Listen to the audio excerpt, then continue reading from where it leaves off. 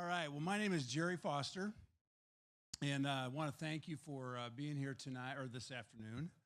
I've talked with several of you. I know that there are a few of you who have given up golf games to be here today, and we thank you for that. This would be a perfect day to be out there. Before you all got here, I went and sat just in the lounge there for a few minutes and looked out, and it was incredible. So thank you for giving up your beautiful afternoon to be with us. I want to thank those of you in the room for giving your time to be here. We also want to give a special shout out to the group that is joining us through live streaming. It's the first time that we've done this, and we are hoping that this will go without a flaw. You are live streaming, and there are a couple of technical difficulties. Just bear with us, but we're excited about this because we want to be able to do this for more of the events, for people who want to join us but just can't be here in person. So thank you for doing that. So why do we do this? Why are we here today?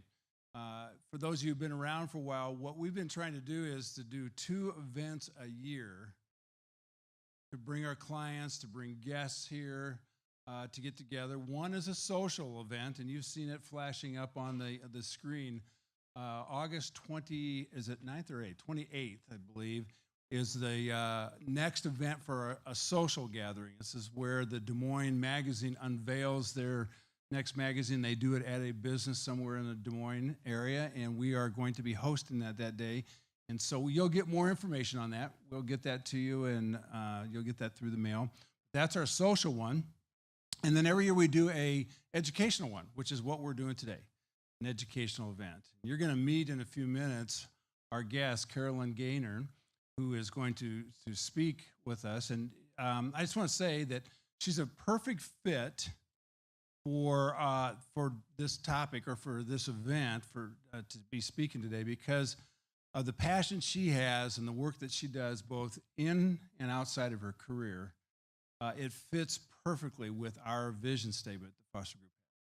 And basically our vision statement says that we will influence thousands of individuals, families, and organizations with wise financial counsel while encouraging the pursuit of meaningful living and generous giving. We're passionate about that vision. Part of what we want to do with our clients is to engage in conversations about what does meaningful living look like. And we understand that meaningful is going to mean something different for everyone. Our objective is just to engage in the conversation and help you determine what is meaningful for you. And then from that, begin to understand, well, what does generosity look like? Which is why the topic today is going to be so powerful. It's such a great topic for us to be talking about. Those of you who have been clients for a while, you understand this. You understand this kind of talk. We've been talking about this for quite a while. Those of you who don't, there are 3 things we want you to understand about us, what Foster Group stands for. One is that we strive to take care of our clients. So client care is incredibly important to us. The second thing that we look at is we always want to be state of the art on top of the client experience. Always doing everything we can to improve the client experience. And then the third is that we are values driven. Everything we do runs through or points back to our values, which is why the topic today is incredibly important. So before I introduce Carolyn and get her up here to talk about her experience, let me just take care of a couple of logistics. Carolyn is going to talk to us for a bit, and then we're going to have a Q&A session. She and I are going to sit up here, and we're going to do a Q&A, and you get a chance to ask the questions. So you'll see on your little folder, your little program, that there's a phone number there. So if you have a question for Carolyn that you'd like to ask, just text that number, and Travis is going to be sitting up here, and we're going to be taking those questions live, and we're going to put them on a piece of paper, and then when she's done, I'm going to come up here, and we're going to just do a little Q&A together, and I think that'll be fun. So just text your questions to her there. So let me go ahead and introduce Carolyn.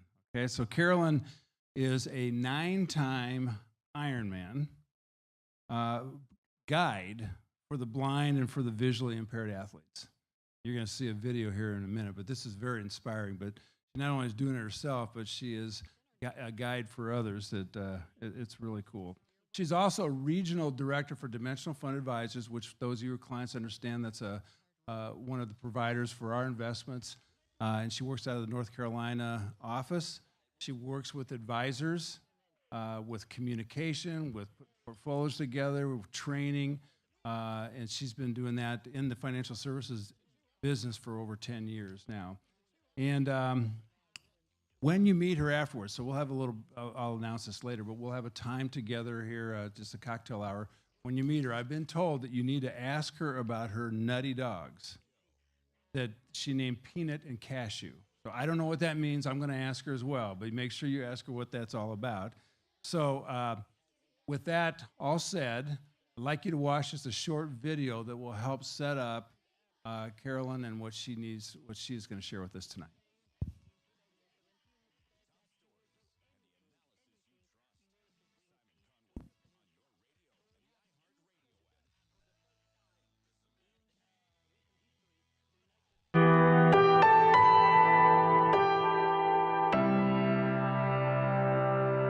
I was born 3 months early. I had to have oxygen, and at the time they gave a mix of oxygen that one of the side effects is retinal detachment. So I can see light and dark, I can tell if the sun is out or not.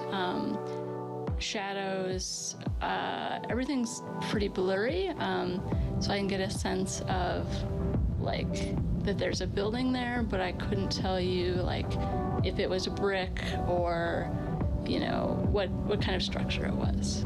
Sometimes you have to do things differently, but if it's something you want to do, you still try to do them. Guiding an Ironman is such a different beast.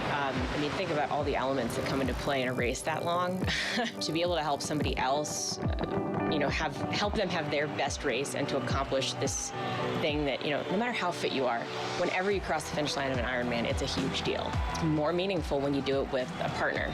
It just is. Since then, I haven't done any Ironmans alone, and I've guided 8 Ironmans, and so Texas will be my 9th with Randy. You spend a couple of minutes with her and you're like, yeah, maybe I could do that. Her ability to sort of draw that out of someone, I think, is a really unique and awesome trait that she has. I am lucky to have an excellent guide who's really experienced, which helps a lot because I know that trust is there, which is a big part of racing as a blind athlete, having trust in the person that you're racing with that's guiding you. You have to do the same physical work, there's just more trust involved. Randy's a whole human, She's not a professional athlete. I have to train around work too. Yeah, exactly. Oh, she's not just spending all of her time doing this.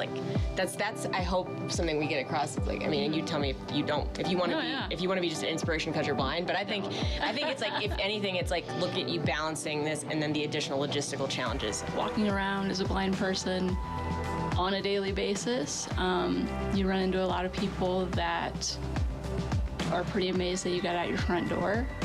I'll get on a bus and everybody's tripping over themselves to give me their seat, and I'm just I do triathlon as a hobby. I'm good, I can stand, on this bus, it's fine. But you don't always have the time to educate people. You're not always in the mood to educate people.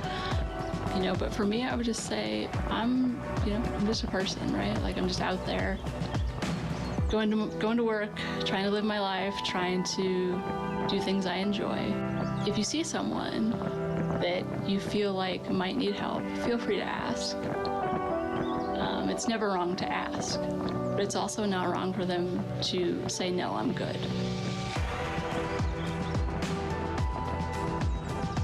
I didn't think I was an athlete, right?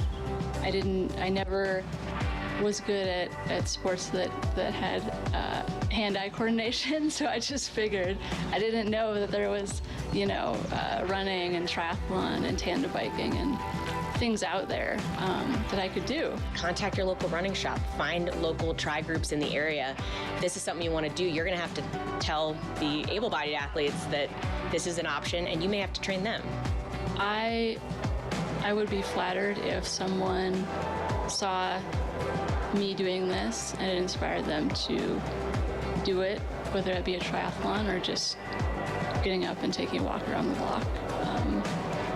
If I'm able to influence someone to do that, then that would make me very happy. The drive and the heart and the dedication that someone puts into something really proves that anything is possible.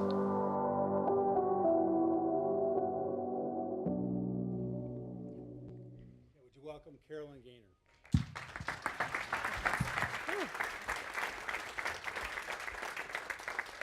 That's only the second or third time I've seen that video. It gets me really emotional. Sorry. They put that together for a race I did just a little less than 2 weeks ago. And that's Randy, and she lives actually in Minneapolis, but she's from Omaha, so Midwesterner. So first of all, I'm so grateful to be here. Thank you guys so much for coming out. I'm always sort of floored that people come out to listen to me talk. But I'm especially excited to be here with the Foster Group just because I know that the passion they have, for working with all of you. And so that makes this extra special for me. But I want to back up quickly and just give you guys a little bit of color on my background. So I worked in financial services in New York for a long time, but I became so disillusioned with what I saw in the industry that I actually quit finance and I moved to Texas. And when I first found out about Dimensional, I was actually working at a bike shop. So I went from wearing jean shorts and a name tag, to working at a large financial services company. But I wouldn't have made that shift back into finance if it weren't for the right firm. And the reason I love what I do at Dimensional is because we work with advisors who really care about their clients. But so that's basically what I'm going to say about finance. And now I'm going to take another step back and talk to you guys about my passion outside of work, which you guys already are somewhat familiar with. So I've been doing triathlons for 18 years. Is anyone trying to guess how old I am? I'll be 35 in December. So I did my first triathlon when I was 17. I actually wrote my college entrance essay on what it was like to train for and complete my first triathlon. And my family always encouraged sports. I also didn't have great hand-eye coordination, but for different reasons than Randy. So endurance sports were what I gravitated towards. And for the longest time when I was competing, I really thought that the best thing I could do was to beat my personal best time. Do I have any runners or triathletes or any sort of endurance athletes in the house? Okay, well, any golfers? All right. We're at a golf club, that's helpful. It's similar, the idea of beating your personal best is in like lowering your handicap. It's that goal where you can beat yourself. And I thought for so long that was the most important thing. Until 2008, when I got a phone call that completely changed everything about how I viewed the sport and my role in it. But for those of you who don't know what a triathlon even is, so it's a multi-sport event. It's a swim followed by a bike and then a run. And one thing I always like to note for people that haven't done these sports is that from the time the gun goes off at the beginning of the race until you cross the finish line at the end, every second counts. So we have transition areas where you finish the swim and then you take off your wetsuit and you put on your bike helmet and you have to do that very quickly because races have been won and lost in transition even at the highest level. So a standard distance is a 9/10 of a mile swim. It's a touchy clicker. Okay, so it's a 9/10 of a mile swim, 24.8 mile bike, and a 6.2 mile run. That's an Olympic distance or an international distance triathlon. And that's what I began with when I started racing. So in 2008, I was working at my first job out of school, and I was sitting at my desk, and I remember getting a phone call from a friend who said, so I've got this girl coming into town from Chicago to do the New York City Tri, and she's visually impaired, but she doesn't have a guide. By the way, this was 1 week before the event. And he said, do you know anyone that can race with her? So I had done this race 5 times, but I had never guided, so this was a completely new thing to me. But I knew I could physically do the race, and so I said, well, I'll help. But I had to figure out what that even meant. So just the logistics. I should also ask, does anyone ski here? Have you ever been on the slopes and seen 2 people with a vest that's like blind and guide and like yellow high vis? A lot of people have seen that who maybe haven't seen triathletes. But basically, visually impaired and blind folks can do all of the sports that we do. They just need somebody to act as their eyes. And so we are both physically completing these races. And we both have to put forth a lot of effort. Now, on the swim, we're tethered either around the waist or around the thigh with a bungee cord. And my body acts as the barrier on one side, and then the bungee prevents them from going out into the middle of the body of water. So we're literally tied together. And then the bike, now I didn't chat with anyone before this event, but I will tell you that even in some events where I've talked to people and they're very educated, successful folks, and they'll say to me, so you ride a tandem, who sits in front? So I'm glad I don't have to make eye contact and apologize to somebody who actually said that, because that has happened before and I'm literally like mouthing, I'm sorry, but you asked me. So no, we do ride a tandem. We don't ride side by side, which is also what I've been asked. We ride a tandem and I'm in the front, the athlete's in the back, and we both put forth a lot of effort on the bike. I do the shifting and the steering. And then on the run, we're tied together, usually a waist tether or a wrist tether, depending on the athlete's preference. So that's just fundamentally how you guide. But of course, I had to figure out, what that would be like in practice. So I met Kim Borowitz the day before the New York City Triathlon in 2008. That was one good thing that happened that year. For me, I worked in finance. 2008 was, a disaster because I didn't know about groups like this. So I met Kim the day before the New York City Triathlon, and we set out to accomplish, this goal for her. Now, because we had such limited time, what we thought might be effective would be to we talked about, every single detail that you could think of before this event. We almost made like a checklist. So we created this plan. And the idea was, okay, we're gonna just think about every variable we can, and we'll talk about what she likes and doesn't like, so we have this outline to follow. Because I didn't know, in transition areas that I mentioned, what if she has a very specific way she does things? And if I were to move her bike shoes or something, and that could be disorienting for her. I needed to know what assistance she wanted and what she really didn't want. So we talked about every detail, knowing that, of course, the minute you make a plan, it goes out the window because things change. But that gave us a little bit of confidence going into it. So have any of you guys spent time in New York? Has anyone lived there? Okay, great. So we have some people, so you guys will know exactly what I'm talking about. Now, sorry, it's skipping a little bit. The transition area for our bikes and all of those things it's right in Riverside Park. So you're on the west side of Manhattan, and you swim in the Hudson River. So we've dropped all of our stuff that morning. I know, the Hudson. We dropped all of our stuff that morning, and I remember as we were walking to the swim start, because it was a point-to-point swim, this woman is holding my arm. I've just met her, and we're walking to the start of this race that I had done so many times. But it felt like a completely different race to me. And I had no idea what it was gonna feel like when we actually jumped in the water. So transition area is right around 72nd on the west side. You walk about a mile to get to the swim start, and they put a barge in the water. So you walk out onto this barge, and then you jump in the water, and the gun goes off, and you start. But take one moment and close your eyes and imagine what it might feel like if you were blind or visually impaired and you jumped into an open body of water. So I think about the emotions that kind of come up.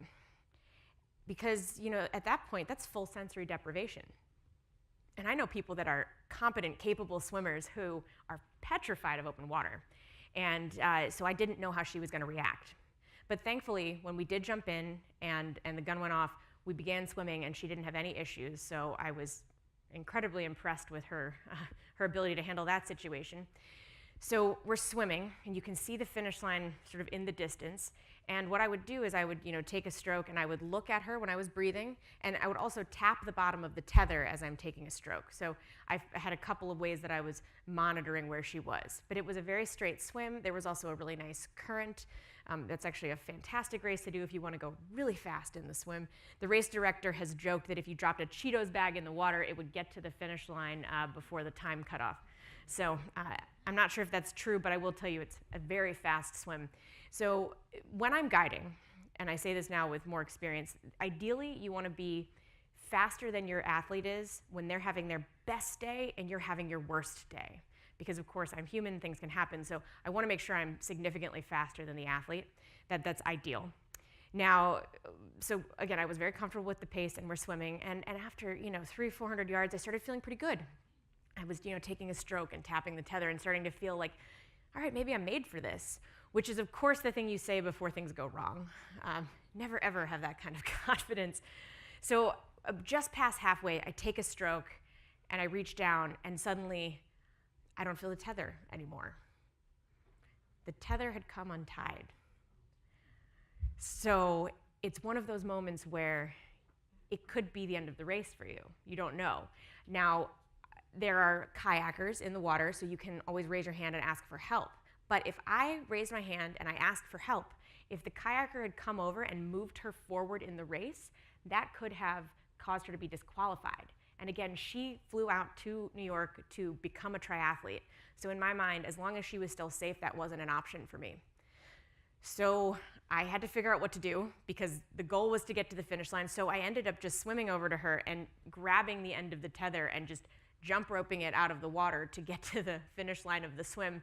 In hindsight, it probably would have been faster to stop her and tie it, but I just wanted to make sure she was swimming without disruption. So I just sort of jump roped it out of the water. And we did make it to the end of that swim, and we laugh about it now. But in that moment, it was just, is this race already done? And I was hoping that that would be the worst thing that happened that day because, I know something goes wrong every race, you just don't know what. But has anyone here ridden a tandem bike before? Have you ridden it with your spouse? Are you still married? No, is that your husband sitting next to you? It's true. If you haven't ridden a tandem with your spouse, put great thought into it before you decide to. I used to call tandems divorce makers, but then I was schooled by somebody who really rides a lot. They actually accelerate whatever direction your marriage is heading in. It depends who you are. But anyway, it's very hard to ride a tandem. It's not like riding a regular bike. And I had only been on a tandem one time, and it was to do one loop of Central Park with a big sighted guy on the back of the bike. So I didn't know what it would be like with Kim. And despite the fact that we had laid everything out and we'd planned it all, when we pushed off and got going, the front end of the bike was shaking to the point where I was positive we were going to crash into the side of the Henry Hudson Parkway. So we had to stop and start a few times. And I ended up having to draw on everything I knew about physics, about objects wanting to stay in motion and about just bike handling skills. So I said, okay, with trying to remove the fear from my voice, I said, Kim, can you pretend the handlebars aren't there? So just try not to touch them with any pressure, engage your core muscles, and then we just need to keep pedaling as hard as we can. And that got us moving fast enough that we were able to do the bike. But I just remember, so once we got started, it felt a lot safer. But I remember flying down these highway hills on the Henry Hudson Parkway, just thinking about the trust that this woman was placing in me. Somebody who I barely knew was willing to put her life in my hands, and I don't mean that figuratively. And the other part of the bike that was a bit intimidating were the U-turns. It's like pulling a U-turn in a limo. I mean, it's so tight, and the trick I've learned since then is, you have to point your belly button the direction that you want the bike to go, but I didn't know that then, so I'm just white-knuckling, to get around these U-turns. And so I need to tell you that when we got off the bike, I was so relieved. It felt like, okay, at least there can't be any mechanical issues, and we're safe now. And I was so grateful for the trust that she had put in me.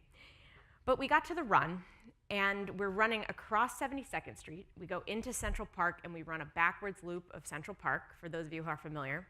And as we're running across 72nd, which is a very major street in Manhattan, I remember looking at all the people racing, and there were family members of athletes cheering for their loved one. And then there were also these, little ladies that have been in New York for their entire lives who are so angry that you're disrupting their day, their grocery shopping, But all of that feeds into this experience that is the New York City Triathlon. And so I realized that it wasn't just my job to call out obstacles and let people know we were passing. My job was also to help her experience the race the way I was. So we started talking about the things that were going on around us, and I would read the signs people had written, and it was just a joy to run with her. And so when we crossed the finish line of that race, and this is an actual finish line photo from that day, I knew that my career in the sport was forever changed. So I do have a few more stories to tell you guys about some of the women that I've raced with and some of the things I've learned, because I've really dedicated my entire life outside of work to this for the past 10 years. So in 2008, I met a woman named Tina Ament who wanted to do triathlons with me. And then in 2012, we ended up going to upstate New York together to do a race in Geneva. And it was this beautiful location. And let me tell you a little bit about Tina, because one of the things you'll hear a lot about when I talk about the women I've guided is how impressive she is. So Kim is an attorney, the woman I raced with in New York, and Tina is also an attorney for the Department of Justice. She went to Stanford and Yale. She's an ultra cyclist, so she's done over 400 miles in 24 hours. I mean, she is incredible.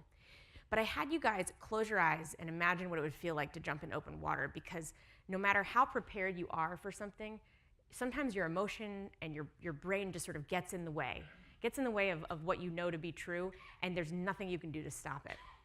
And so Tina and I got to the start line of this race. It was nothing that she couldn't handle in terms of the distance, but about 10 strokes into the start of this race, I felt the tether tug at our waists. And I was just happy that the tether was there. You know, I'm forever scarred from the untying incident. But so the tether was there, she was okay, but I had to stop, obviously, because there was something going on. And she popped her head out of the water, I popped my head out of the water, and I look at her, and she is panicking. And she was saying, I can't do this, I can't do this, I can't breathe. Now, my number one job is to keep her safe, but I knew she was safe. So I had to think, what can I do to get this woman who is so physically capable and so competitive, how do I get her to keep moving forward when right now she feels like she can't? Now, have you ever been super stressed out and someone goes, could you just calm down? Or like, relax. Put that on your list of things to never say to somebody who's panicking. You know, but there are things that are effective for some people that aren't effective for others. And that was what was going through my mind in that moment, because I didn't know whether Tina wanted coddling, whether she wanted me to be very, very sort of relaxed and kind, or whether she wanted me to just tell her to just get over it and move on. But given her background and the fact that her dad was a colonel in the Army, I thought that tough love was maybe the right course. So I said, okay, Tina, if you can talk to me, you're breathing. Now give me 10 strokes. So let's just focus on those 10. So she did 10 strokes and she stopped and panicked again. And then I asked her for 10 more, stopped again, and then we did 15 and then 20. And we basically segmented the rest of the swim in that way. And of course, the whole entire rest of the race was perfectly fine. But I think about that moment because if I'd said the wrong thing, that could have had a completely different outcome. And so it's the way you communicate, and it's the ability to have those types of conversations that can make or break an experience like that. Okay, so we've talked a bit about some of the punchline part here, but who knows what an Ironman is? Does anyone know what the distances are? Okay, what's the swim? All right, people always say they know and then they don't get it right, so bravo. So 2.4 miles, it's 170 lengths in a pool. What's the bike? All right, and what's the run, anyone know? All right, we've got some really knowledgeable people here. Yes, it is a 26.2 mile run, so a full marathon after those. People ask me, how long do you have to finish that? Got a couple days? You get 1 day, you get 17 hours total. Now, there are time cutoffs within the race. So you have 2 hours and 20 minutes to do the swim. You have until 5:30 p.m. generally to finish the bike, and then you have till midnight to finish the run. And just to give you an idea of how long that tends to take for normal people, so pro male athletes can go sub 8 hours, but a normal person, 13, 14, 15 hours. I mean, you could hop on a flight in LA and show up in Sydney in that amount of time. It is a long day. And I did one of those. I did one Ironman when I was a senior in college, and I was like, all right, bucket list checked off, we're done. I was very happy to have done one, and I was very happy to not do another. But then I met a woman named Patricia Walsh, who was training to become the first blind female athlete to do an Ironman with a female guide. And that's significant because if you have a really strong, fast guy on the front of your tandem, it is an advantage. And so she wanted to be the first woman to do it with a female guide. But of course, she wasn't training with me. I don't know why, but I am the perpetual fill-in. It's not a bad thing to be there in a crisis. But she lived in Seattle and I was in New York.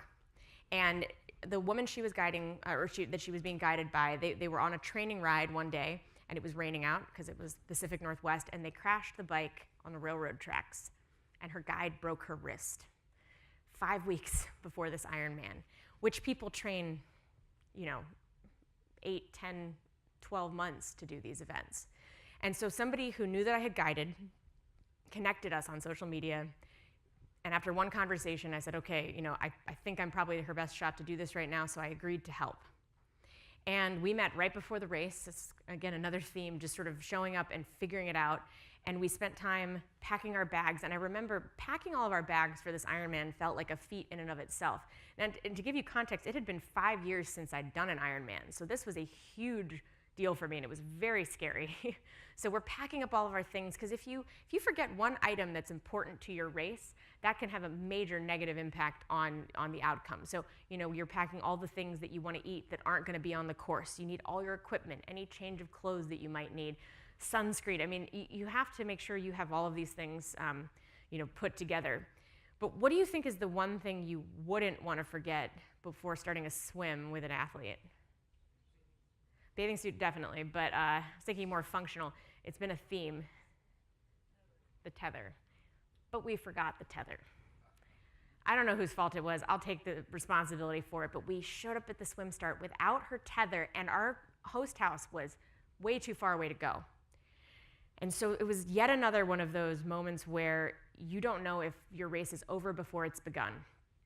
But thankfully, Patricia is an engineer, so she worked at Microsoft for many years. She now works at Dow Jones in New York. She's just a brilliant woman, incredibly successful, and very creative and very flexible in her thinking. And so she calmly said, okay, let's find a bike mechanic.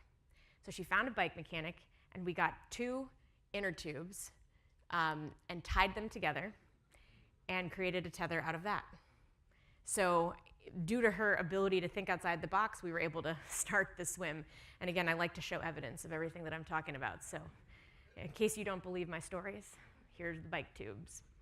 Now, an Ironman swim is interesting. It's different than a normal triathlon, because often a normal triathlon, sort of a local race, you'll have wave starts. So 30 to 40 people will start every 2 to 5 minutes, and it's very civilized in a way. Now, in an Ironman, they're usually, although they're moving away from this now, but usually they're a mass swim start.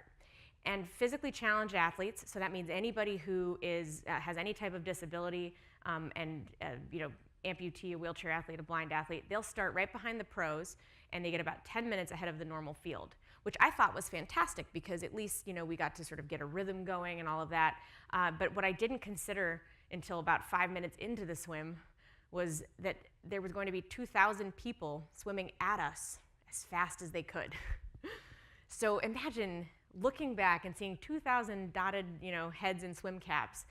Almost, it's like they're coming. It's like you're at the beginning of a game, and you're the ball that's been kicked out into the field, and somebody's got to go chase after you. That's how it felt to be us.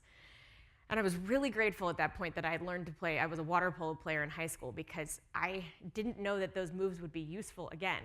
But they were in this swim, because I felt the water moving towards us before the athletes even got there. And so, of course, Patricia is a totally capable swimmer, but she was panicking a bit. She was nervous. She had her head out of the water, which is a lot harder to swim that way. And I wanted to just help make sure she wasn't disrupted. And so I would grab foreheads and throw elbows and put my foot in people's faces to just keep them from, pulling off the tether, because that would be a disaster, or getting clotheslined themselves. So really, I was trying to protect them too with my foot. I'm just kidding. But it was all about making sure that she could continue moving forward. And so after a bit of time, the crowds died down, and it was okay, and we got more comfortable, and we did finish the swim. But it took a lot longer than I expected it to take. So we got to the bike, and I, of course, really hadn't spent any time looking at the bike course, because I didn't choose the race. I was just subbing in. But Lake Placid is really hilly. I realized that in the race. I love the nodding. I appreciate that you understand where I'm coming from. It is very hilly. And it was a 2-loop bike course of 56 miles each, and the first half of each loop was straight downhill. Now, at that point, I was really comfortable on a tandem. I am a bike racer, so I really love the bike portion. But the second half of each loop, you go from like 30 miles an hour to 8, and the first loop of that bike took us 4 hours. That's loop 1.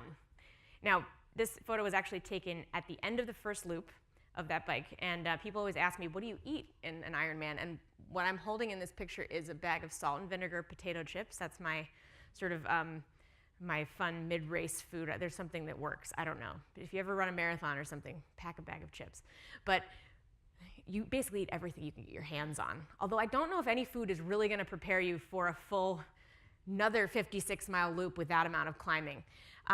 When we got to that uphill portion of the second loop, we completely stopped talking. And I was starting to worry that we weren't going to finish in under the time cutoff. And this is a really serious scenario, because if you don't finish a certain leg, they don't just let you keep going. They will physically remove you from the course. So you have to finish within the time limits. So thankfully, though, after an hour and a half of not talking, we finished the bike in about 8 hours, and I don't think either of us wanted to look at a bike again. And then we just had to run a marathon, which for me was a big deal because I really had been biking mostly. And Patricia is a Boston qualified runner, so I was worried about keeping up with her.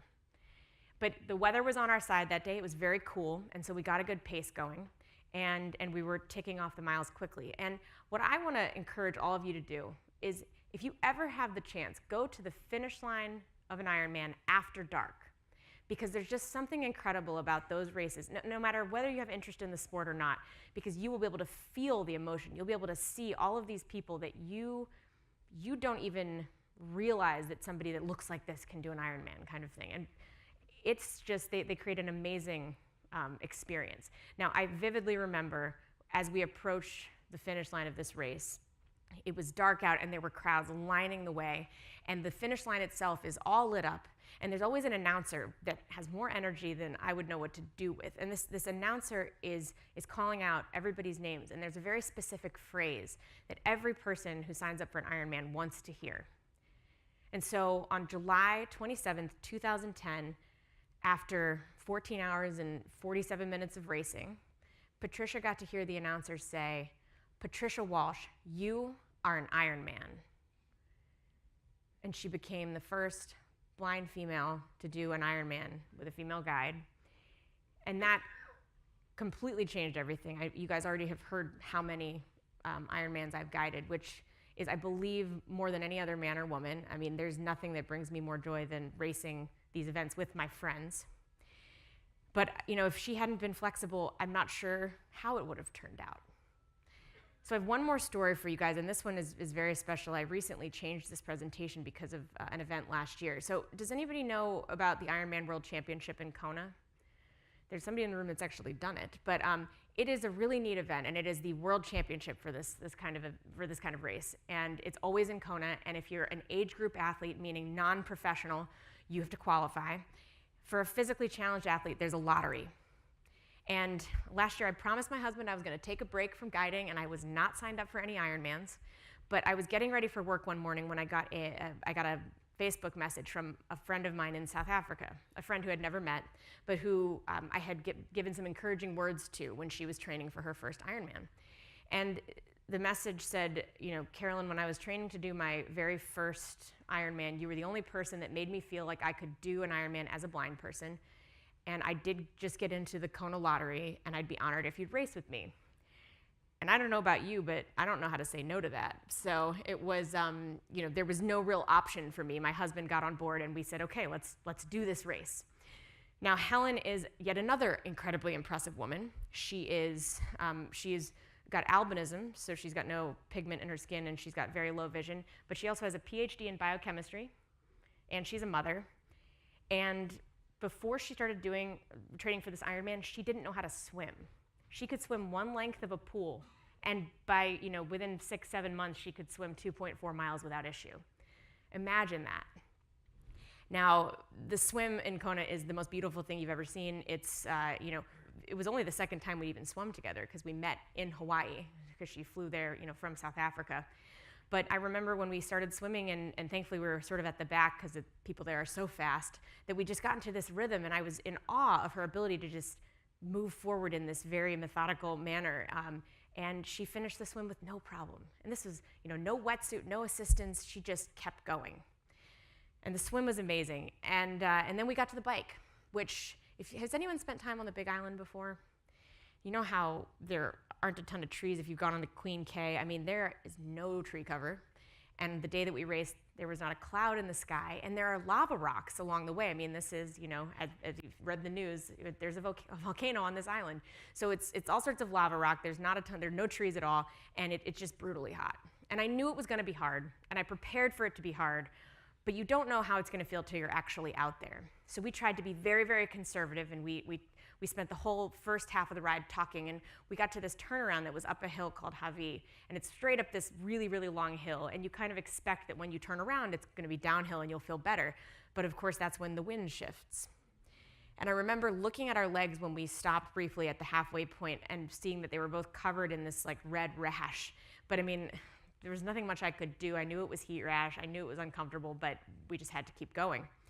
And Helen was amazing, and she was putting out a lot of effort and energy, and it was totally smooth with the exception of the wind and the heat until about mile 75, when I started to feel her power dropping off. Because if you've ever ridden a tandem, you'll know that you can really feel what the other person's doing. And so I got nervous because she also got quiet, and I'm somebody who's experienced a lot of issues in the heat before. And so I was very, very nervous about what this meant for her. And so I said, okay, at the next aid station, we're gonna stop. And I called out to the volunteers, and I said, okay, I need you to get me as much ice as you can. And I made them hold the bike, and I grabbed ice and I started shoving it down her jersey. And I said, I'm very sorry for how this is gonna feel, but we have to cool you down. And after a few minutes, when her body temperature came down, I realized how bad it actually had been, because I didn't know how she was feeling. But she said that she felt like her brain was melting. She said that all she could do was repeat one specific phrase, which was, my name is Helen Webb, I'm 37 years old, and I'm from South Africa. And that was the only thing she could say, because that's what she intended to say to the medics when she was inevitably pulled off the course. Like, that's where her mind had gone. But thankfully, the ice trick worked, and we were able to finish the bike, but the last 40K really destroyed me. I was not feeling good at all. And when you get to the end of the bike, you see the really fast people, which is basically everyone out there. They're at mile like 20 on the run, and you're about to start. All the pros finished before we got off the bike, just to give you an idea. Finished the race. So then we just had to run in these paved roads for 26 miles. And I was hoping, though, at least that when it got darker, that it would cool off. But that's not how it works in Kona, because the pavement absorbs the heat. Like it's so hot there that this black asphalt and the lava rock absorbs the heat, and then just sort of it radiates off the ground. So as it got dark, it stayed hot, and our heat rash started feeling as though it was like we had a fever. The whole run, it felt like I was sick with a fever. And it got so dark, and of course Helen has some vision, but not a ton of it, but she's reliant on the vision she does have, and so she started feeling very unsafe with how dark it was, because we couldn't see really anything at all.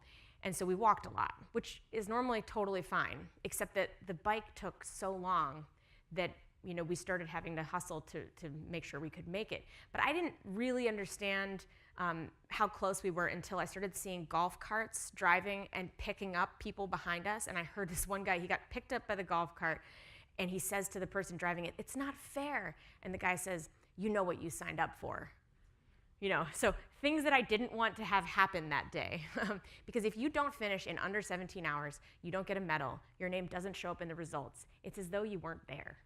And so you have to avoid finishing after 17 hours. It's devastating. And so about 6 miles from the end, my husband showed up. He had taken our tandem bike out of transition, and he rode up because the people that were tracking us started getting worried. And so he said, "Okay, guys, if you're gonna make it to the finish line, we need you to pick it up. So let's talk about what we're gonna do here." So we talked about running running the flat parts and walking the downhills, and we had to just figure out what we could do to get to the finish line. But the reason I love these long races is that you have like 10 races in one day.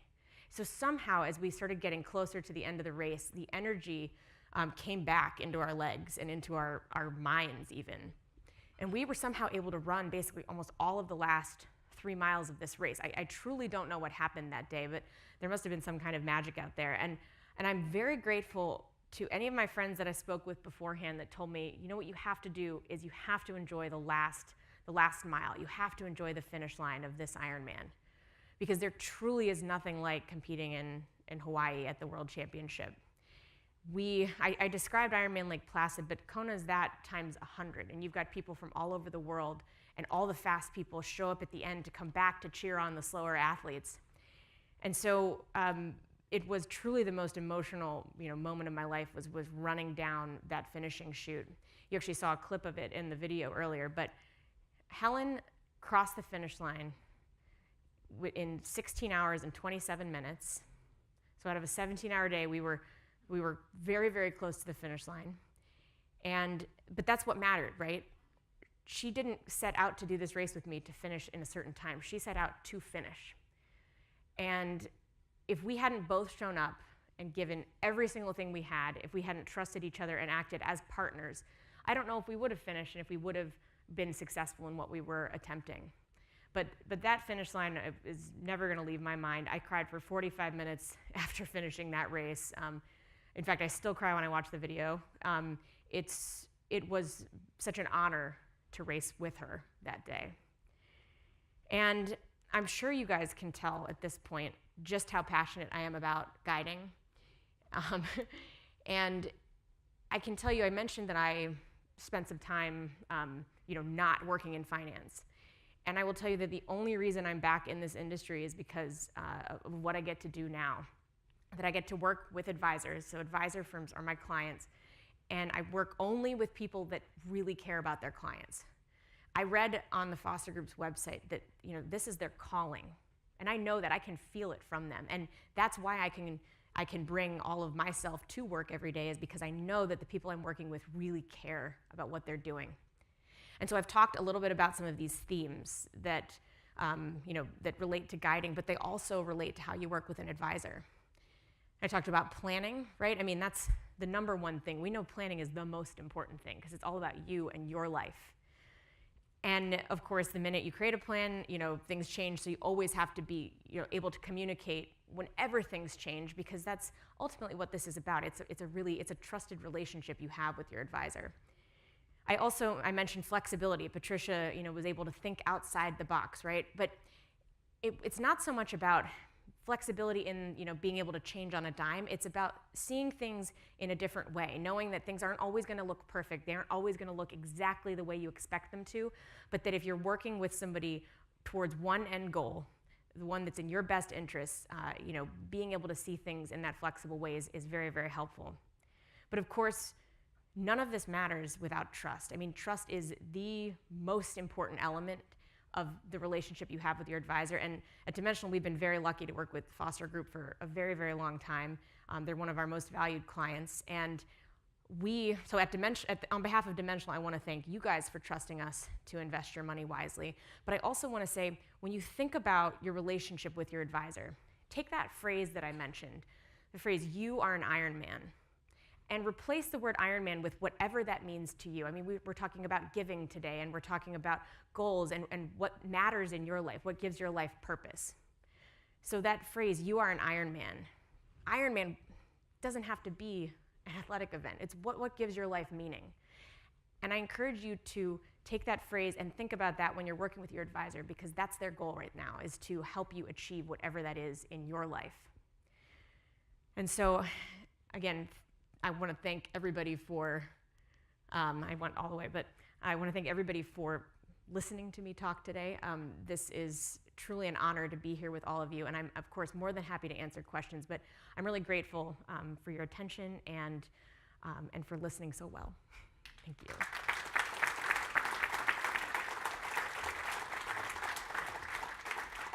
There was great. Wow, that was. How many of you feel like a sloth right now? I feel like one too. It's okay. I mean, I'm just listening and going, "Wow, what am I doing?" I mean, I get tired just waking up in the morning. so that was really inspiring, and I love, anytime I hear somebody speak, I love practical application. Well, you did it for us. I mean, it's like we're done now. I mean, this is great. That incredible application there. So there were some great questions. And I kind of categorized them. Okay. So we're going to start out with a couple of what I would call mechanics or facts. Sure. People want to know a couple facts. And one of the questions that came in was, and you kind of touched on it a little bit, but what happens if your athlete is faster than you? I mean, that's always the worst scenario, right? But it's happened, of course. And that's why I think having a person that you trust and that you have a good relationship with matters so much, because so far no one's totally written me off, but there have definitely been days when it just didn't work out for me. I had, heat issues, or one time I had an asthma attack, But what's interesting about that too is you just never know how things will work out as long as, as long as you keep moving forward. Sometimes there will be heroes in the race. I've had people step in if I really couldn't do what I needed to do. And I remember 2 years ago, a man helped out when I basically learned I had asthma in this race. And I saw his Facebook post after the fact, because I went to the hospital and he ended up guiding Tina, is who I was racing with. And it was the best day of his life. It was like he got so much out of stepping in, and he was actually a hero that day. And so sometimes I think these things happen, for a reason. But of course, I wasn't going to let her quit. We were going to figure out a way to get her to keep going. And she and I are still really good friends. So finishing the race is dependent upon both of you finishing. Well, so what happens? I left. I had to go to the hospital. So you left that race, I did. And somebody's able Somebody to step subbed in and helped. Okay, so Yep. in the middle of the race, it's it's their race. Yep. You're just there together. Exactly, it's their race. It's their So goal. have you ever experienced one of your athletes that is frustrated because they want to go faster and you just can't? That's only happened one time where somebody got really impatient, and that was a very hard day for me. But I learned more about myself as an athlete and as a person that day, because I think it allowed me to check my ego and to really evaluate. So now when I'm going to say yes to a race, I think, how hot's it going to be? What can I do in heat like that? And I'm honest with the people I'm racing with. I'm very clear about my limitations and what their expectations are. And that's okay. I don't have to guide every race, So hang on to that, because there's some questions. Yeah. We'll come back to that. Let me ask another one. One person wanted to know that unlike skiers who wear a guide vest, you don't have a guide vest on at all. So why is that, and what happens in a race, and how do other runners respond, react? I'm very loud. I do a lot of yelling. No, so actually and more recently I'll get kits designed, and on the back of them it'll say guide and blind. So we have that as sort of a marker. The vests are a really great thing, though. I probably should wear them more, but in a triathlon I worry about chafing and things like that. And so really what I'm doing is I'm just being very clear if I need to pass people about visually impaired athlete, 2 abreast, like we need you guys to make room. And in the swim, I really don't know if there is a way to make it clear. Right. Maybe race directors can start sort of announcing it at the beginning, but even then, I don't fault people for not being able to see the tether in the water. This is when very loud communication works. Right? Very loud. And then the tandem bike, people don't even know what a tandem is, and so we get these comments throughout the race, and we're educating as we go every time. So talk a little bit about the respect, or I'm putting a word into your mouth. No, so no. talk about the response of the other athletes that are watching this take place. How are you received? So most of the time, really, really well. I think Randy had a line in there where she said she's really flattered if what she does gets people to feel motivated. And we hear that a lot as, you're an inspiration. But I will caution people about that word, because many blind and visually impaired people, and of course I'm not trying to speak for them, I'm just reiterating some of the things my friends have told me. If you're getting congratulated for going to the grocery store, it starts to wear on you. These are professional people who are super competent. It is a partnership. They're not beneath me or below me in any way. We are partners. If anything, they're better and more impressive than I am. And so it's a blessing and a curse, I think, to be, I guess, inspiring people, if you will, every time you go out there, because they're not choosing it, Right. but it is an effect of that. And so I do love when people embrace that, because could you imagine what a gift it would be? If somebody sees me racing by myself, they're not like, wow, she can do it, I can do it. So it's interesting, but generally people just love the idea that this is an inclusive race, and there are tons of people of all walks of life that get out there to do it. So then go ahead and describe the community as a whole, the whole triathlon community.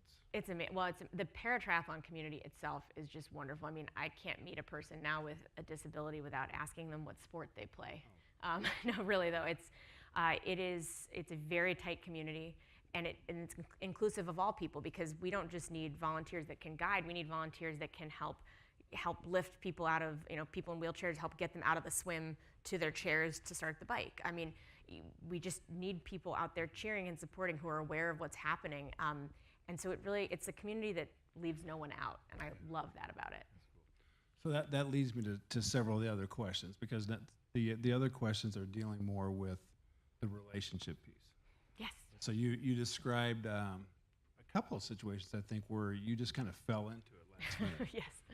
Obviously, that doesn't normally happen that way. So how does an athlete how do they go about finding a guide? Mm-hmm. So someone wants to run. How do they even start? And then how do you build that trust, and how do you build that relationship? Well, that's a really important point too, because not every person who's blind and visually impaired knows that running with a guide is an option. And so what I'm hoping to do is get more people sort of if you meet somebody who is blind or visually impaired, asking them what they do, and then offering to help if that's something that they're interested in. So sometimes it's the sighted people teaching them, that this is an option, and then sometimes visually impaired people have to train the guides that this is an option. But when you're finding a guide, there are a couple of resources. There's one online site called United in Stride, where you can sign up and get paired with people. And that's not just for running, if you want to help somebody go to the gym or anything like that. But it hasn't reached critical mass yet, so right now it does take a bit of work. And then there are a number of organizations that also help connect athletes and guides. But really, we're still just sort of a grassroots movement to help people become aware of this, and then finding people who want to give up one or two of their runs, every week to run with somebody who's blind or visually impaired. Because imagine if every time you wanted to do something physical outside, you had to have a guide with you. I mean, you need so many of them. And actually, I want to correct what I said, because I said give up one of their runs. I don't see guiding as a sacrifice in any way. If anything, it's brought more to my life than I've possibly given to it. And generally, the people that I know that guide feel the same way. Now, so you've run how many on your own? Ironmans? Just one. Just one. Just that one. It doesn't seem fun without a partner anymore. Well, that's where I was going. So the difference is it's a lot more fun. Yep, it's so much. Think about it, shared experiences. Yeah. That's what life is about, isn't it? Yeah, you bet. So forgive me on this one, because I was taking questions here, so I might not have heard you right, but it seemed like you said that your runners are from a different city? Often, yes. So explain how that works in terms of training. Well, it doesn't. I train on my own, but that is one of my initiatives. Is now that I'm gonna take a little bit of a break after my next race in June, and then and focus on the community, because generally I'm meeting these people at races. I've become somebody that is sort of a point person, if you will. It was never intentional, but it just sort of happened. So often I become friends with people, and then we choose to do races together, or somebody who wants to do an Ironman will reach out, and that's how it's happened before. But what really matters is the day-to-day training. It's like Randy for Ironman Texas, that was just a week and a half ago. She did almost all of her training inside. In fact, one of the only times she rode outside on a bike was in that video when she came to Colorado to film with me. Like, it's terrible. So are you communicating every day, or how often during the training period? It depends on what they want. We're friends, so it's just how often do you text a friend, kind of thing. When it gets closer, we're talking a lot. So to me, this is pretty amazing. This next question is about how do you develop trust and communication in such a short period of time. But you just described it as even shorter than I thought. Yeah. Because you're talking maybe race day where you're meeting for the first time. That's happened before. So how do you, or even just a short period of getting ready for that, how do you develop that trust in such a short period of time? Well, I would almost turn that back on you. It's a similar connection, I think. Like, right, you meet somebody and you need something from them. You need some sort of help, I guess. But you really have to be able to feel that they have your best interest at heart. So I try to do a lot of listening. I want to make sure I know where they're coming from. And then ultimately, I think it really comes down to they know that I want them to achieve their goal as much as they want to achieve their goal. Mm-hmm. And that, I think, goes a really, really long way. Yeah, okay, that's good. So it really is digging deeper than just the athletic. I'm not great at surface level anyway. Yeah. Okay. Never have been. That's good. So you talked a bit about the several obstacles, or several things that came up. How do you prepare for that? Because how do you go into a race knowing that there could be something that is going to come up that's going to derail you or could derail you? How do you prepare mentally for that? How do you prepare emotionally for that? How do you prepare your athlete for that? So I don't the way I prepare is I know something will go wrong. You kind of always know that it's never going to be perfect, right? I mean, and I know I equate a lot of this stuff to what, to the markets and what financial advisors do, but it's really true. Things can be great for a really long time, and then there's going to be some sort of shakiness or volatility or some issue that feels really horrible. And I think it's just, it's going to happen, and then being sort of in the moment when it does happen and knowing that you're going to get through it. Mm-hmm. And it does work out, and it's not overreacting in those moments, and it's also being a team and moving forward together and problem solving, because it's never as bad as it feels. Mm-hmm. Have you ever not been able to finish a race? I've never had not you. I've never had an athlete because of me not finish a race. No, that have never made somebody drop out ever. No. Which is big. That's a big thing for you. Well, it's because of the people on the course that are willing to help out. But yeah, things happen. So this is an interesting one. What drove you to? Drove's maybe the wrong word, but what drives you to be so passionate about this, interested in this? What's behind this? I wish I had a sort of, there's no family member or anything I can pinpoint, but it's really, I've always liked to be there for other people, and I've always loved endurance sports, and it doesn't feel like it means anything anymore for me to race by myself. I would rather help somebody do a sport or do a race that I have kind of, before I started guiding, took for granted my ability to do. It just feels better to do it with somebody. And now that I'm so involved in the community, so I am married, but I haven't had a wedding yet, and I always joke that I'll have all blind bridesmaids when I have a wedding. No, because these people, they're my friends. This isn't, it's not charity. I get to hang out with a really good friend for, 14 to 17 hours in a row. And it's pretty intense. Yeah, it is. Too. It is intense, yes. So what is it that is driving them? Well, I mean, why does anybody set any goal, right? I think especially, and I of course can't speak for blind and visually impaired people, but I think the idea of something so huge, I mean, most people have some sort of goal, but imagine if you're, again, being praised for, just getting out of your house. I mean, what Randy said in the video is absolutely true. People are like, oh, how do you even know where you are? And it's like, so to do something so monumental, really, you like now you'll see Randy walking around with her Ironman shirt on, and I imagine that will stop maybe a couple of those questions and change people's perspective, because it's the idea that many people don't know what blind people can accomplish and have accomplished. And so I think, at least for me, if I were in her shoes or in one of these people's shoes, it would be to show people what is possible. Are any of them repeat? Oh yeah. So all of them. Not every single one. Well, Randy just did her first one last week, but she texted me the day after and said, I think I can go sub 15. And I said, I think you can go sub 14. Because she went 15:47 in her race. And so when they do, are they asking you to do the next one? I hope so. I mean, generally I've done a few, I've raced multiple times with a number of people, yes. I mean, my goal is for them to want to race with me again. Yeah, sure. Yeah. But I've been very lucky in that. Yeah. So, you gave a lot of great stories. What is, if you had to pick one of the most inspiring moment in a race or in a process, it may be pre-race or whatever, what would it be? Oh man, that's a great question. Because it's so recent, I'm going to go with Randy, just because I didn't know this until I got to Texas, and we've been friends for a while, but she's always had low vision, but I didn't know this about 2 years ago. Her vision got significantly worse. Like she mentioned, she can only see light and dark. She used to be able to see a street sign across the street, and now nothing.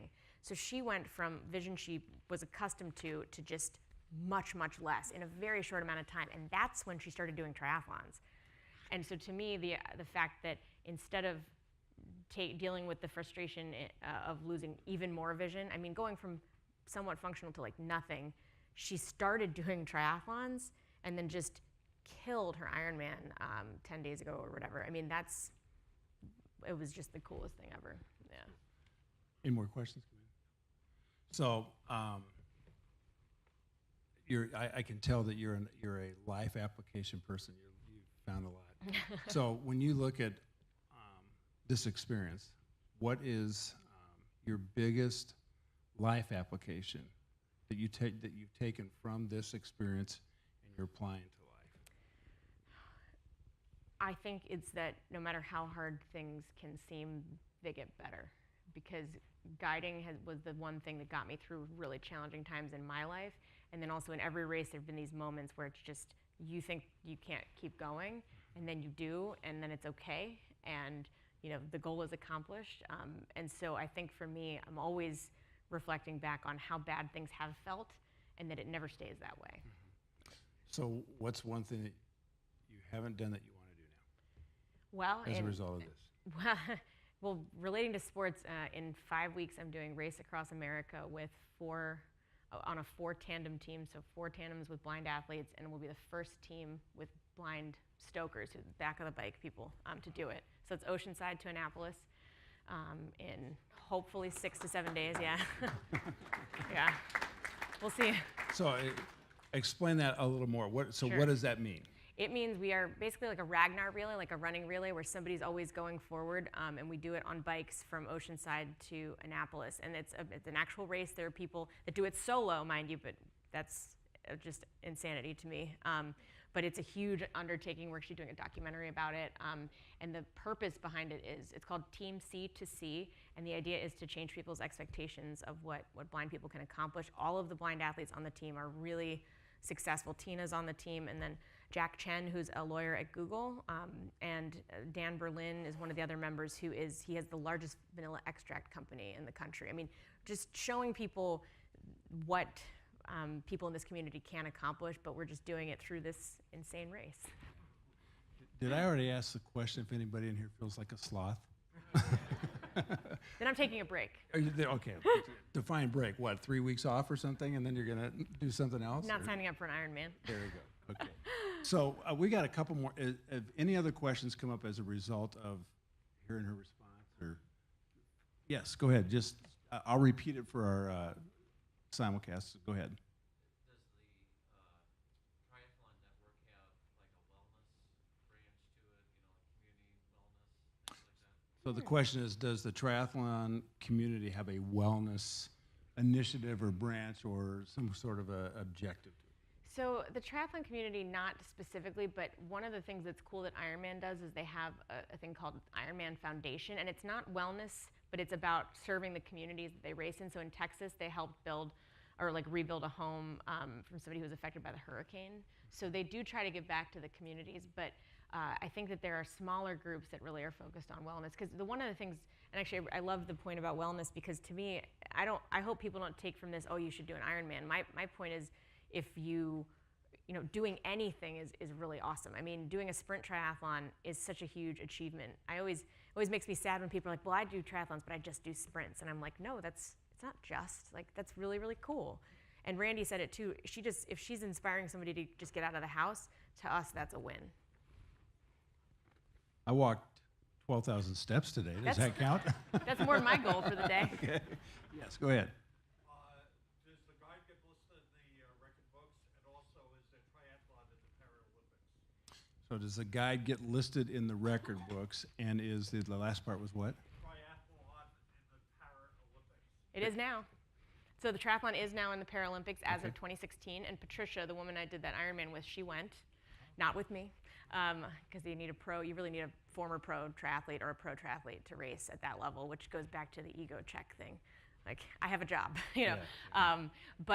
So record books, I don't actually know if there are really record books, which is why I'm sort of waiting for somebody to say, no, there's somebody who's done more Ironmans than you have, but I don't know of any. There probably should be, because people seem to care about these things, but if there were a record book, I don't know if the guide would be in it. I will say that we don't do it to be in the record book, so I would be totally okay if I weren't. Like in Kona, one of the photos that was going to be up there, my name didn't even show up anywhere, so it was Helen Webb was in there twice. So it's interesting, but that's a great question. Yeah. Any others? Yeah, back there.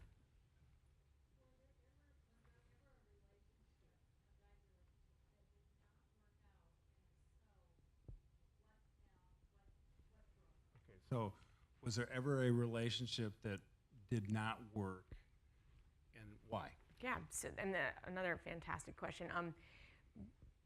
there was one woman I guided where I wasn't the right fit for her personality-wise, I think. I mean, that definitely happens, and I try to be, and I've learned a lot about, you know, self-awareness through all of it, because I can be very excited and, you know, energetic, and sometimes that's not appropriate. And so a lot of that happened more early on, and I think it's one of those where I learned so much about how to approach people differently.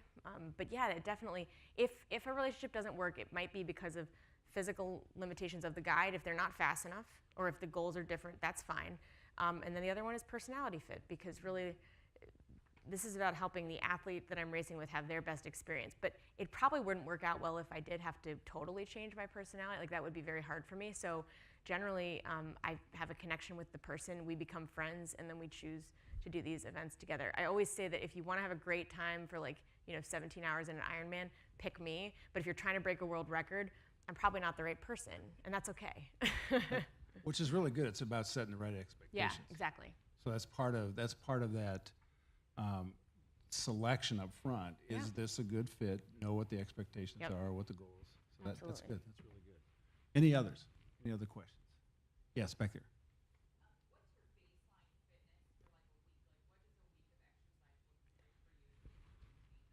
So the question is, what's a week of exercise look like for Carolyn, just on a normal? Yeah, and I'll say, I always say that, like, I like to be fit enough where if I had to, with little notice, if I had to, I could do an Ironman, but that doesn't give you a good idea, because a lot of it builds on itself.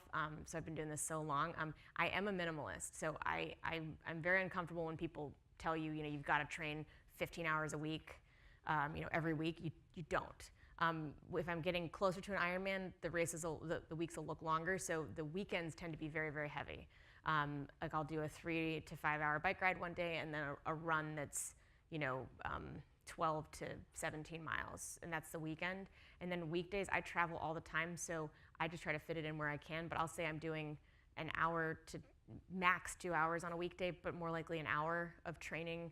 When I'm at home, I'll ride the bike a lot, and then when I'm on the road, I run, because I won't have my bike with me. And I don't swim very much, which I probably should. But I would say I'm training between 8 and 12 hours on any given week. One more. Anybody? Yes. You're a very driven type of person, but you've also shared with us about running into some hurdles in the financial industry that Yeah. caused you to walk away from. I guess that was kind of a toss-off thing. I would like to hear more. Sure. What were the hurdles, and what were the important things that brought you back? So that's a good question. So he asked that made note that Carolyn is a driven person. She ran into obstacles in a race, and, you know, several races. But at the beginning, she asked or talked about the fact that there was some obstacles and hurdles in the financial industry that caused her to walk away. Yeah. So what was that? And just talk about that a little bit. And so a lot of it was personal, you know, for me. Just I think in my 20s, I really didn't understand what I needed and wanted out of a career. And, you know, in an effort to not throw any of my former employers under the bus, I mean, it was really that in New York, it was very competitive, but it felt competitive more on an individual basis. Whereas when I finally learned what Dimensional does, and I learned that what we were doing is serving advisors who just want to help their clients, it was a light bulb moment for me. It was like, I can work in this industry that is competitive, but we're working competitively together to serve people. Whereas in New York, I really never felt like I fit in at the firms that I worked for. And I really didn't know what the goal was. So, okay, because to me, yes, providing great investments is very, very important, but you have to do it in the right way. And it didn't feel like they were trying to help people. Whereas at Dimensional, you hear a CEO in almost every meeting, we're talking about our job is to help people have a good investment experience. And then my job as a regional director is to work only with firms that share that same mission. And it is just a very unique culture, and I'm really lucky that I found this, because I definitely wouldn't be back in the industry if I hadn't found this firm. But I will put most of the hurdles were probably just, you know, I was really searching for myself, and through that time, guiding was the only constant, and I wasn't performing the way I needed to, and I'm one of those people that has to have a purpose, and I finally found it. So. And I would speak to that. about Dimensional. So those of you who are clients know that Dimensional provides, a lot of the investments for us, for you as clients. One of the things that was unique that attracted us to Dimensional is the fact that they are invested into us as a firm beyond just the money, beyond just the financials. They're not just trying to get us to send money there to invest with them. And here's an example. I mean, they want us to succeed, and they're looking for a lot of ways to do that. And so, and that's been the case for, over 20 years that we've been working with Dimensional. So I can see why you saw that in them. Such a difference. So, well, thank you. It was an incredible presentation. Let's give her a hand on that. Great stuff. So, because Carolyn's mission and her purpose and mission in life is so closely aligned with our vision about meaningful living and generous giving, Foster Group is excited to be able to write a check for $2,500 to, and I'm going to let you explain. It's called Achilles International. Yep. So tell us about that, what that organization is. Oh, that's fantastic. First of all, so Achilles, I mentioned that I'm trying to do more in my community. So this group it's an international organization, but there are chapters, and their goal is to serve people with disabilities, help them get into sport, and live lives that have purpose and meaning through sports. And a gentleman in my community has started a chapter, and he's, I think, one of the only blind chapter captains in the U.S. So I'm trying very hard to support him and his mission, and we're just trying to get people out to do more races and show more people in Charlotte, what's possible. And so this, I think, is our first donation. So we are very grateful. Yes. All right. Well, I'm glad we could do that. Yeah. So, because you're excited about it, we're excited because you've really blessed us. Thank you today. so much. So thanks for doing it. If you want to check that out, their website is, I've got it right here someplace. It's AchillesInternational.org. Mm-hmm. And you can go there and you can learn more about that organization. Yes. Oh, the dog. I have the best. Oh, yeah. Peanut and cashew. Let her answer one time so she doesn't have to answer many. So tell us about your dogs. That's Peanut my and fun Cashew. fact, yeah. My husband thought of the name. Peanut was the dog that I got in New York, and he's 10 years old. They're Cavalier King Charles Spaniels. Do you guys know the breed? They're like the cutest little things ever. And Cashew came about because somebody asked my husband, what would you name your second dog if you got him? And he said, well, Cashew, of course, not even thinking of it. And then Cashew became real, and so we had to get Cashew. And now we have Peanut and Cashew, and they are the best thing in the world. There you go. So, well, I want to thank all of you for being here today. And so this concludes the portion of the online portion. So thank you for joining us online. We appreciate you being here. For those of you who are here with us, I want to thank you personally for coming here. Those of you who are clients, our hope in an event like this is that you felt truly cared for. That we're thinking beyond just the money and the financial part. We think messages like this are important for all of us to hear and to be encouraged and challenged. And so we hope you feel cared for. For those of you who we've not had the opportunity to serve, we would love the opportunity to talk with you about what that looks like. Have you explore how Foster Group could step beside you with your personal mission and your values and generosity and how that all correlates with your portfolio. And so if that is of interest to you, we'd love to step beside you and help you figure out what that might look like. You all have on your chairs a evaluation. Thanks. Evaluation. If you could all just pick that up for just a moment, please. This is really important to us.